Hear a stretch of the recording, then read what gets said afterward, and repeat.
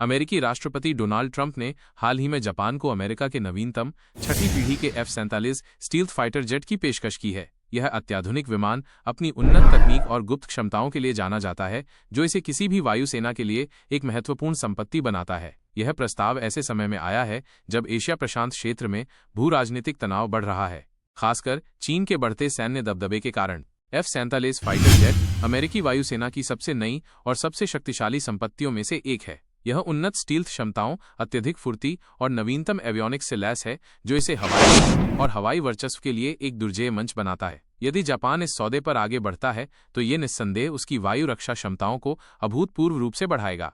Japan इस प्रस्ताव पर गंभीरता से विचार कर रहा है, हालांकि अभी तक कोई अंतिम निर्णय नहीं लिया गया है। जापान के लिए F-47 की खरीद अपनी रक्षा क्षमताओं को मजबूत करने और क्षेत्रीय सुरक्षा चुनौतियों का सामना करने की दिशा में एक रणनीतिक कदम हो सकता है। विशेष रूप से चीन की बढ़ती सैन्य शक्ति और उसकी क्षेत्रीय महत्वाकांक्षाओं के आलोक में जापान अपनी सैन्य शक्ति को आधुनिक बनाने और मजबूत करने के लिए उत्सुक है।